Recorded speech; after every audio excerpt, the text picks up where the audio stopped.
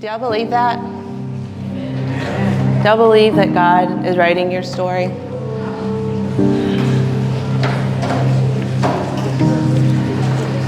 lot of times I don't feel like I have very much to say. I like to be the quiet one in the background, just trying to make things happen without any of y'all knowing it.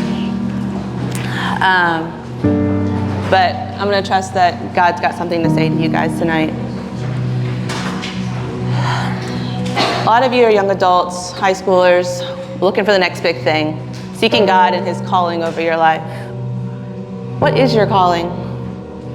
If you're anything like me, you're either currently or at once was wrestling with that question as you're leaving high school or you're working through your next steps, who you're going to marry, are you going to have a family, work fields, all those things. It feels like your entire future depends on the answer to that question. What's God calling you to your vocation? You can't decide to go into your life until you know exactly what He's calling you to do. Is it a teacher? Is it a mechanic or a spouse or a parent? Put your word in there. But what if I shifted that word calling from your vocation or your career to simply seeking the Lord in your best self in whatever circumstances you find yourself in? Don't mishear me. God's going to lead you and He's going to direct you, especially when you're asking. But what if He's far less concerned about what you do and much more concerned about how you do it? What if it's about the heart motive? I mean, that is kind of what God's all about, your heart.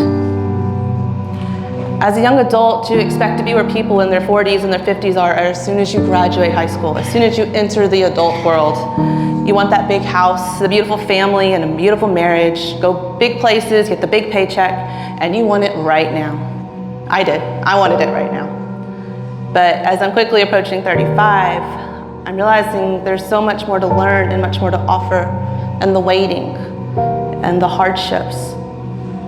When you keep God's calling in your mind, you have to seek the steadfast love David talks about in Psalms over and over again, especially in those hard moments.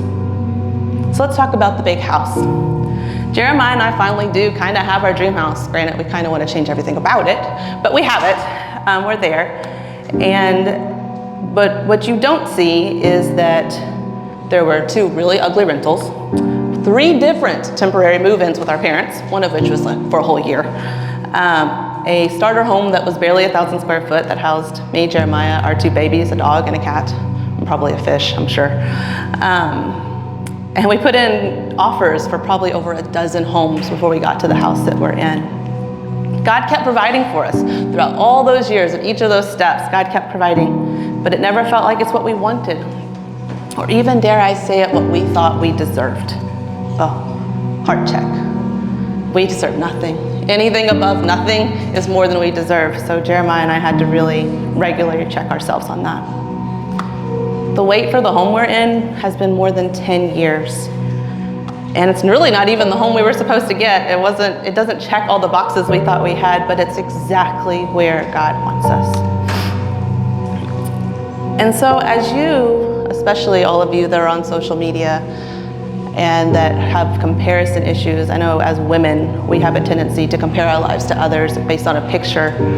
I want you to not compare your 22-year-old self, your 18-year-old self, to where I'm at 34, or where your mentor's at 55. But glorify the Lord in your journey. Trust God in that journey. Watch how God's steadfast love can carry you through each step of the way. He's going to build patience in you. He's going to bring you relationships that's going to glorify Him. And sometimes trusting God isn't pretty. Sometimes it's getting really angry. Sometimes it's faltering. But those foundations that we've been singing about, if they're there, if you're leaning in and knowing that even if everything goes completely sideways, God's got you. Let's talk about the beautiful marriage and the family.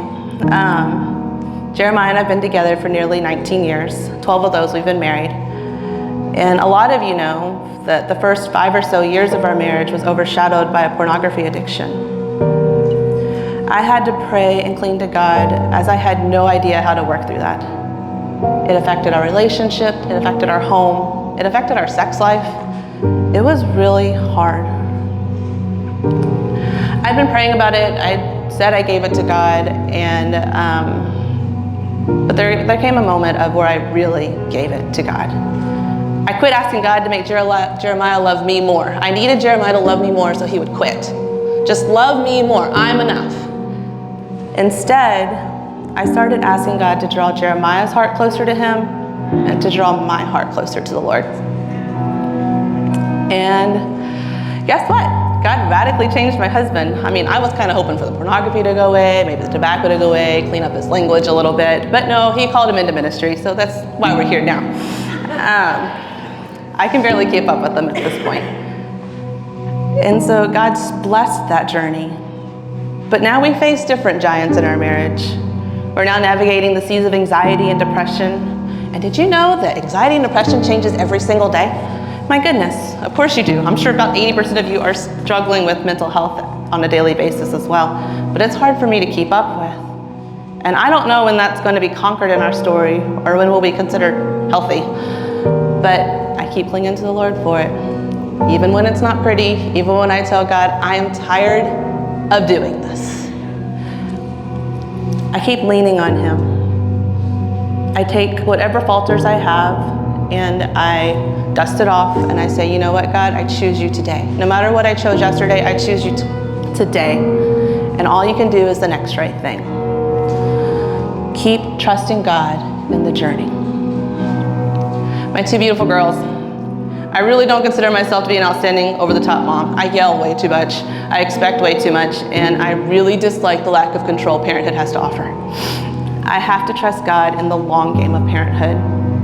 My oldest, Hayla, she is 8, going on 18, is possibly one of the least humble humans I've ever met, and it drives me insane. Mainly because we both think that we're both right 100% of the time. I wonder where she gets her pride issues. But it makes for a super fun personality conflict. I worry that she's one day going to decide that she doesn't need God. Her fierce independence makes me really concerned for that. But all I can do is help her build her foundation of the Lord right now and pray that she clings to it. And if she ever does walk away from it, pray that she comes back. I have zero control over her choices. And speaking of zero control, my 4-year-old, a lot of you know this too, but she was a victim of abuse in a daycare. I got that call almost 4 years ago. It was really hard. Praise God that her physical well-being, she was okay. It seems like sometimes I wonder if some of her personality traits have been driven a little bit by it, but it was a journey for my mental well-being. We tried a second daycare who seemed to really not like her, just honestly, but it really didn't fit our schedule, so regardless. We endured a pandemic together from home as I was trying to work. That was not fun. And then we landed in a beautifully kind and gentle daycare, and it was the answer to my prayers. I was so grateful. And then they closed. And I know it sounds so silly, but I was so upset. I was like, God, you offered this to me. You gave this to me. And it just felt like he said, nope, not gonna. He kept getting clobbered time after time. But as God does, he provided a daycare we applied for whenever the abuse first started happening. Didn't have an opening at the time, but they did as soon as the other one closed. And she never missed a day. I never missed work. Because God provides and he knows our story from the big picture. All of that to say, as you're, again, scrolling through your Facebook, through your Instagram, don't compare the pretty Facebook family portraits to the story and the picture that you have right here in front of you. First of all, you don't know the story and the journey that got those people to that spot. But more importantly, you need to focus on yours. Seek God in your singleness. Seek God as you are trusting him and waiting for a baby, as he's trusting him to build your family, as you're trusting him to provide the finances for that vocation, that job that you're wanting. Trust God in his steadfast love. Even when your love isn't steadfast, when you falter and you cannot say yes to God, remember he still loves you.